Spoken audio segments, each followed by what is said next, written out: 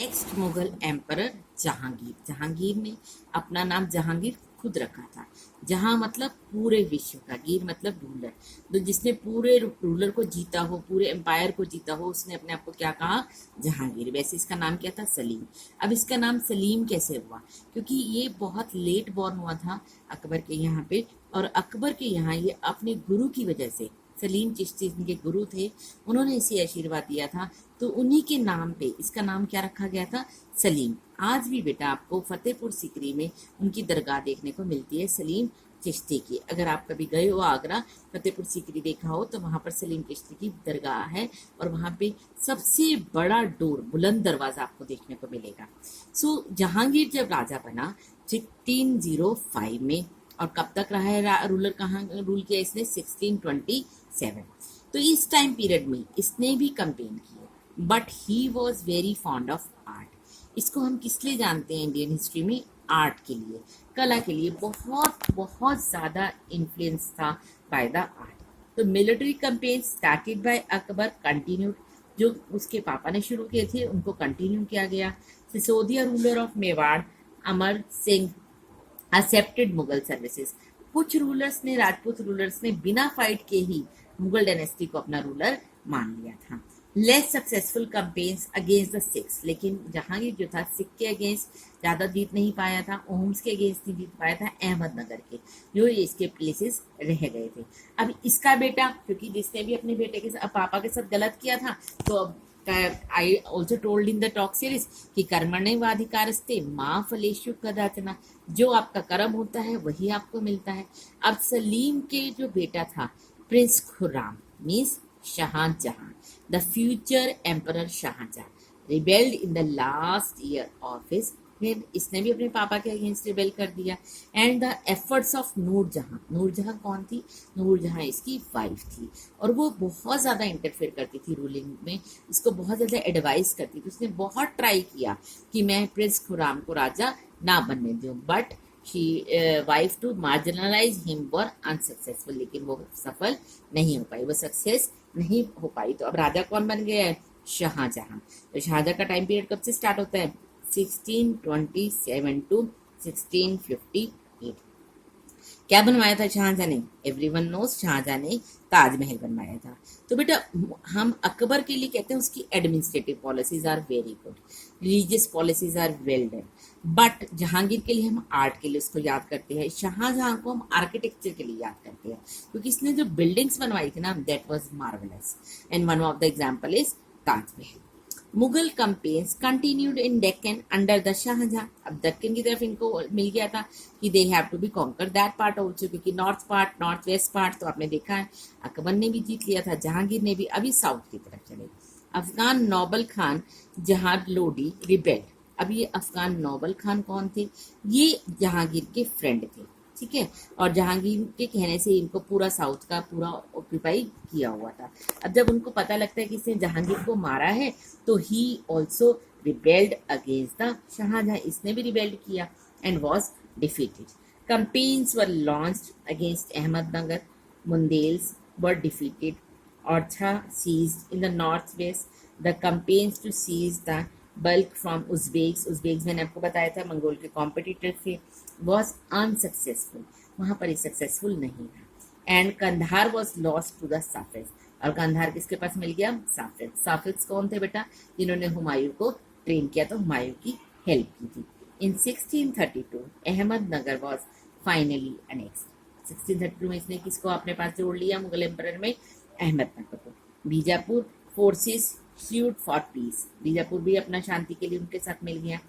57 and 58 there was conflict, फिर वही time आ गया, अब इसके बेटे ने भी इसके साथ गलत किया है। अब इनके जो बेटे थे शाहजहां, अपने बड़े बेटे को, उसका नाम था दारा शोक, दारा शोक को राजा बनाना चाहते थे, लेकिन उनका एक और बेटा जो औरंगजेब है, जिसको हम क्रूर या अनपॉपुलर रूलर कहते हैं इंडियन हिस्ट्री में, उसको कोई पसंद नहीं करता था, पर उसने अपने भाई को, दारा शोका को मार दिया। And Shahjahan was imprison for the rest of his life in Agra, और शाहजहां को कहाँ बंदी बना दिया? आगरा के फोर्ट में। अगर आपने ताजमहल देखा है आगरा में तो साथ ही आपको आगरा फोर्ट भी दिखाई देता है, और वो पूरी विंडो दिखाते हैं जहाँ से शाहजहां पूरा टाइम ताजमहल को देखता रहता था, क्योंकि अल्टीमेटली इसने अपने पापा के साथ भी गलत किया था, तो औरंगजेब ने भी शाहजहां के साथ गलत किया। अब हम लास्ट मुगल एम्परर पे, पावरफुल मुगल एम्परर की बात करें तो दैट वाज द औरंगजेब। बेटा जो औरंगजेब था ना, इसकी पॉलिसीज इसके एंसेस्टर से बिल्कुल डिफरेंट थी। ये रिलीजियस पॉलिसी पे बिलीव करता था, और ये कट्टर जो था, ये belongs to the Muslim community, ये मुस्लिम रिलीजन को ही स्प्रेड करना चाहता था। That he wanted to suppress the Hinduism, और हिंदुओं को ये खत्म करके चाहता था कि मैं सारा एम्पायर किसका कर दूं, मुस्लिम्स का। इसीलिए इसको अनपॉपुलर कहते हैं। बेटा जितने मुगल एम्परर्स आपने रीड किए हैं, शाहजहां है, अकबर है, बाबर है, हुमायूं है, तो they were came to India and they settled themselves as an Indians, क्योंकि इनकी मैरिजेस भी किससे हुई है, राजपूत प्रिंसेस से हुई है। पर औरंगजेब ऐसा नहीं था, ही वॉज टोटली डिफरेंट।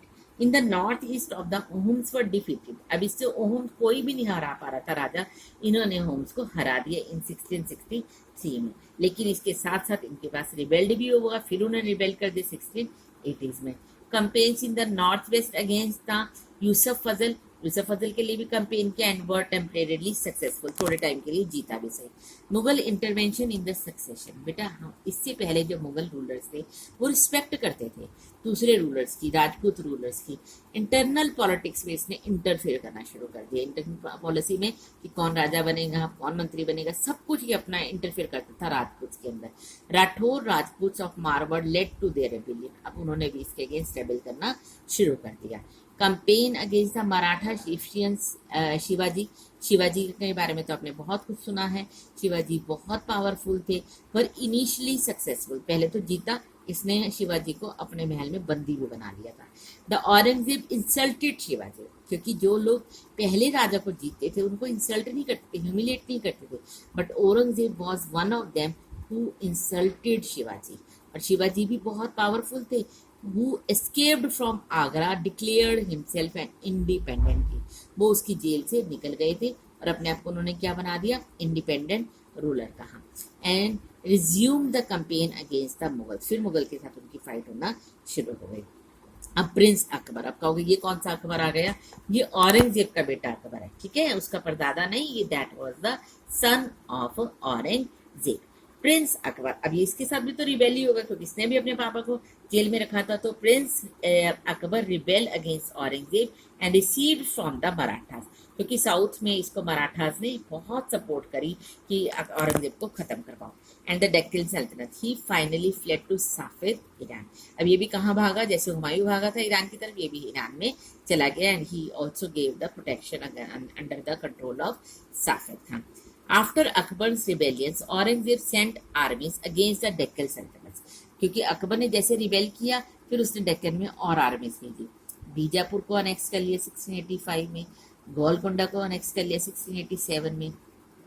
1698 से Aurangzeb personally manage campaigns in the Deccan against the Maratha who started guerrilla warfare। अब ये समझो what was the guerrilla warfare।